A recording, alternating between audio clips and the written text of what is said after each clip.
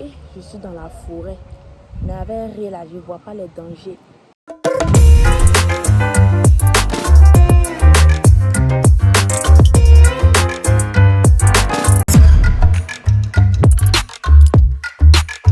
Bonjour à tous, j'espère que vous allez bien. Bienvenue encore une fois à un nouvel épisode de The Purpose Talk. Aujourd'hui, je vais vous proposer une story time. Donc aujourd'hui, je vais vous expliquer une histoire et à partir de cette story time, on trouvera notre purpose. Lorsque j'étais au lycée, je ne me rappelle plus quelle classe exactement, mais lorsque j'étais au lycée, une fois, j'avais ma classe d'SVT. Je pense que c'était en terminale ou en première. J'avais ma classe d'SVT, donc sciences de la vie et de la terre. Et le professeur est venu, sans même nous préparer à quoi que ce soit. Il nous a dit, il y a interrogation, prenez les feuilles. Et je me rappelle très bien qu'il a précisé que ce n'est pas sur ce qu'on a déjà vu. Parce qu'on était en train de parler de quelque chose qui concernait le pédigré, la génétique, en tout cas des choses comme ça. On a pris les feuilles. Mais moi, j'ai paniqué. Bon, avant ça, j'avais un peu mal au ventre.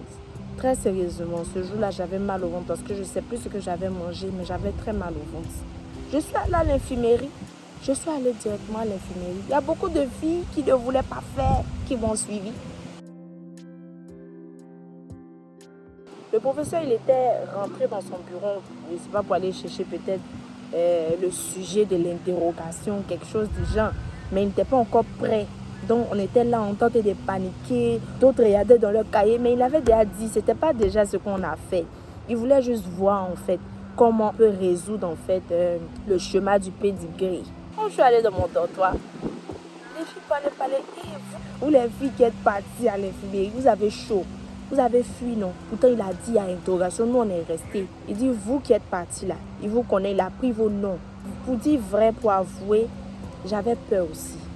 Parce que j'avais de bonnes notes, je travaillais des adultes comme ça.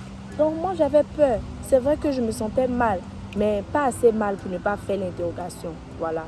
Mais voilà, j'avais peur aussi. Je me sentais mal, j'avais mal au ventre, mais j'avais peur. C'est la peur qui a été le motif clé en fait, pour que je puisse quitter la salle au point d'aller à l'infirmerie. Mais j'avais mal. On m'a donné un calmant même là-bas. Après ça, je ne sais pas comment ça s'est passé après. Je pense qu'on a vu le prof, on a parlé avec lui. Oh. En tout cas, moi, je lui ai dit, mon monsieur, j'avais très mal au ventre. Je sais que peut-être vous n'allez pas me croire parce qu'il y a beaucoup de filles qui sont allées à l'infirmerie. Mais voilà ce que moi, j'ai eu.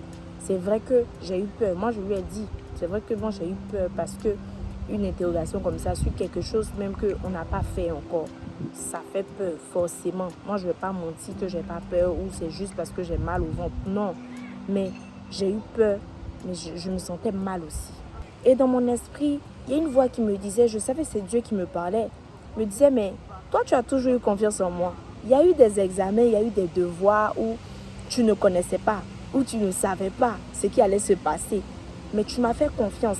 Et au bout de cette confiance que tu as eue en moi là, tu as vu le résultat, tu as eu la victoire, tu as eu le succès. Tu m'as dit, voilà des situations dans lesquelles j'ai agi.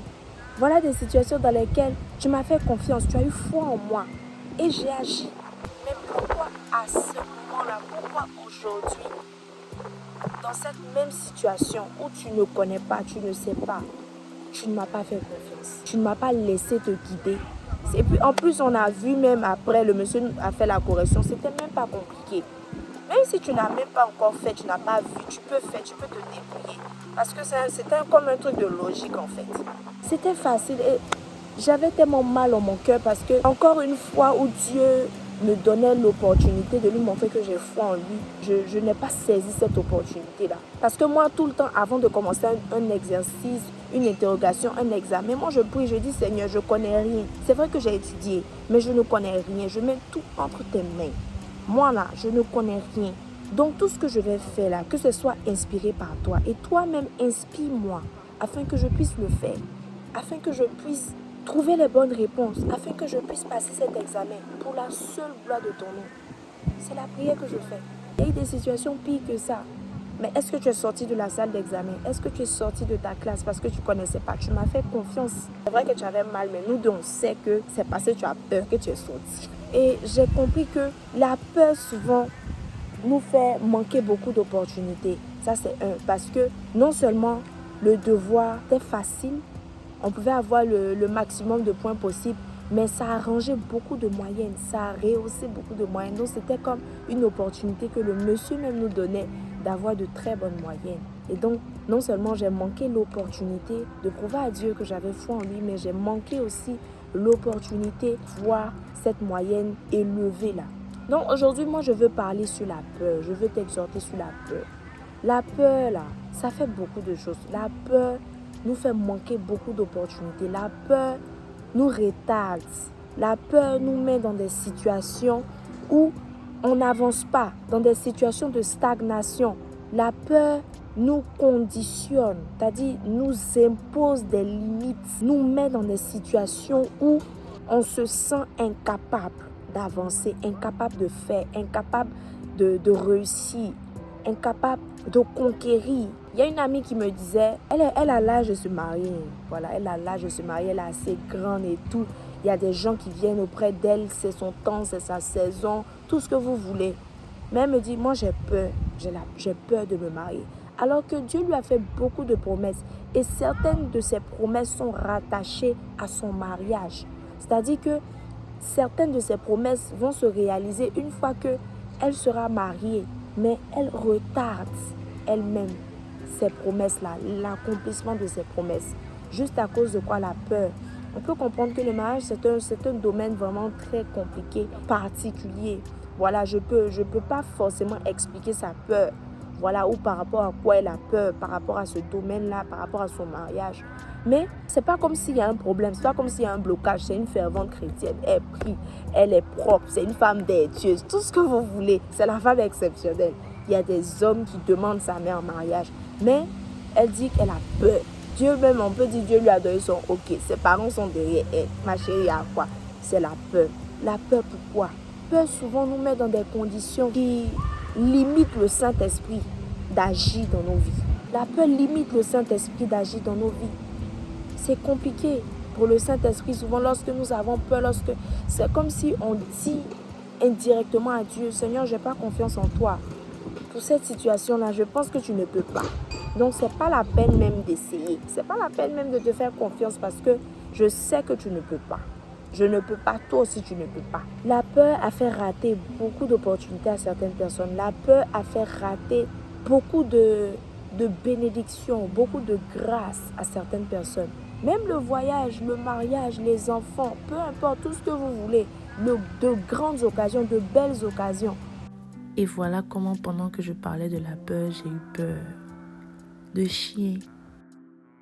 Et comment je suis revenue comme si de rien n'était.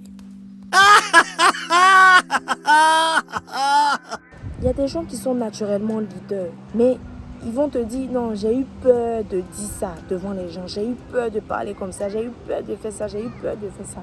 Il y a des gens, quand ils te parlent, vous êtes vous deux, ils te parlent. Toi-même, tu dis, hé, lui là, s'il passe à la télé, beaucoup de choses vont changer.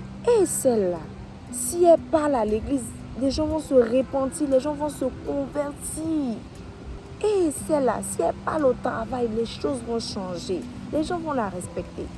La peur, vraiment, c'est quelque chose qui tue aussi les destinées. Parce qu'il y a beaucoup de personnes qui sont appelées à de grandes destinées. Mais à cause de la peur, ces personnes sont encore derrière. Ces personnes n'ont pas encore pu avancer dans leur vie, dans leur ministère, dans leur foyer. Peu importe. Donc aujourd'hui, moi, je suis venue t'exhorter à travers cette petite histoire. Voilà, il y a beaucoup de situations dans ma vie aussi de peur. Et même de peur post-hoc. Avant de commencer, j'ai eu peur, j'ai manifesté la peur. Quand Dieu m'a dit, faut le faire, j'étais comme, yo, mon ami. Même à la dernière minute, le diable me mettait des paroles dans mon esprit pour augmenter cette peur que j'avais déjà dans mon cœur. Il me disait, tu n'as pas encore commencé. C'est pas mieux, tu vas tout arrêter. Site web, quoi, tu as été créé là. C'est pas mieux, tu as supprimé. Personne n'a encore vu. Il faut supprimer. Donc c'est ça, il me mettait des paroles négatives et la peur augmentait en moi. Mais j'ai dit, si je veux me laisser conduire par la peur, je ne vais jamais faire ça. Je ne vais jamais chanter devant les gens. Je ne vais jamais prier devant les gens. Je ne vais jamais m'exprimer. Je ne vais jamais dire ce que je dois dire. Et ça là, ça tue le ministère de beaucoup de personnes. Pour ceux qui sont chrétiens. Ça tue le ministère. Non, Dieu t'a dit de dire ça, mais tu as peur de parler. Ça va rester comme ça. Si la situation devait se décanter et à partir de cette situation, des choses devaient arriver, à cause de ta peur, tout est bloqué. Donc c'est ça, c'est peut-être pas facile de vaincre sa peur, mais avec Dieu, on peut vaincre toute chose, toute situation. Et ça se fait graduellement. Il faut mettre notre confiance en Dieu. Dieu ne nous déçoit jamais. C'est quelle situation il ne peut pas gérer? Aucune. Est-ce que nous savons, nous connaissons les combats dans lesquels le Seigneur est engagé pour nous? Nous ne savons pas. Les batailles dans le spirituel en notre faveur, mais juste à cause de petites situations de la vie, à cause d'une note, à cause d'un petit examen d'SVT. SVT, science de la vie et de la terre, c'est quoi Dieu ne connaît pas et puis toi tu sors pour aller à l'infini. Et à partir de ce moment, je n'ai plus jamais douté de Dieu.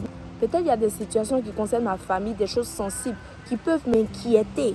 Mais dans le sens de « oh, j'ai peur », non. C'est en un homme, on ne peut pas mettre une confiance aveugle. C'est en une femme, on ne peut pas mettre une confiance aveugle. Mais en Dieu, c'est possible de le faire. Ainsi prend fin la vidéo de ce jour. N'oublie pas de liker la vidéo, de commenter, de partager et de t'abonner à cette chaîne si tu ne l'as pas encore fait. Sur ce, je vous dis merci beaucoup d'avoir visionné la vidéo et à la semaine prochaine pour un autre épisode de The Purpose Talk. Que Dieu vous bénisse.